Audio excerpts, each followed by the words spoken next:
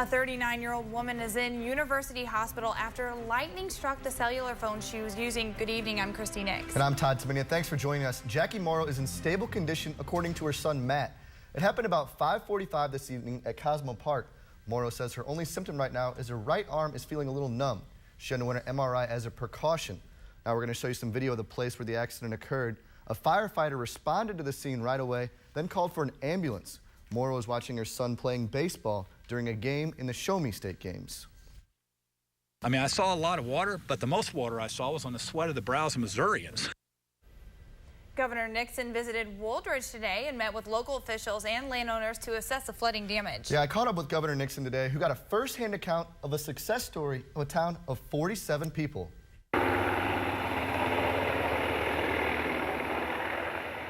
Governor Nixon landed in the floodplain city of Wooldridge to see for himself how a change in procedure helped save the city.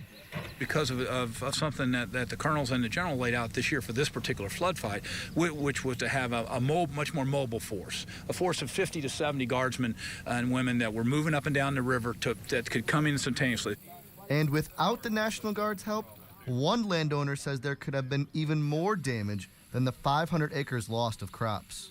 The National Guard was ready to step in and help us within 24 hours. And that was the thing that helped save the whole deal. A deal that some had already given up on. The Army Corps of Engineers told Clay working to save this levee was a lost cause. But Clay, along with other landowners, never gave up. It was hard for someone to see without being here, actually, seeing what was going on. So we felt like that we only had a few hours before this levee was going to wash out.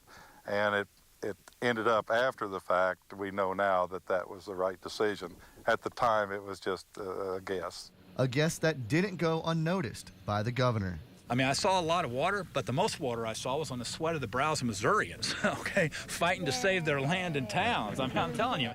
Success that wouldn't have been possible without being prepared. This year in Missouri has shown the individuals and the citizens and the professionals of this state, right, that we can never let our guard down. We always have to be prepared.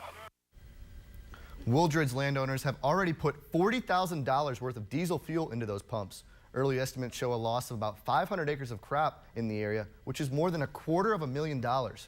Those residents in Wooldridge haven't received national flood insurance since 1984, but that soon may change. The city is in the process of reapplying for the National Flood Insurance Program, which would make it eligible for buyouts, helping elevate structures, and flood insurance itself. By having flood insurance, if there is a flood where there's damage, the homeowners will be able to file claims and they'll be made whole again. Wooldridge residents suffered a lot of damage from the flood of '93 and still haven't repaired yet. Well, we saw the heat and we'll look at the work week ahead coming up. All right, thanks, Michelle. Columbia police are still looking for two men they say robbed a convenience store at gunpoint late last night. The robbery took place at the break time on North Stadium, just past I-70 around 10 o'clock. Police say two men came out of the woods south of the store, pulled a gun on the cashier, and robbed the place. Police say the men then filed on foot back into the woods. The cashier was not injured during the robbery. An update tonight out of job running. Stay with us. We have the latest after massive attacks in Norway. KOMU 8 News. In Norway. Today, police arrested a 32-year-old man they believe is responsible for the explosion outside a government building and a massacre at the youth camp. NBC's Francis Coe reports. Rescuers.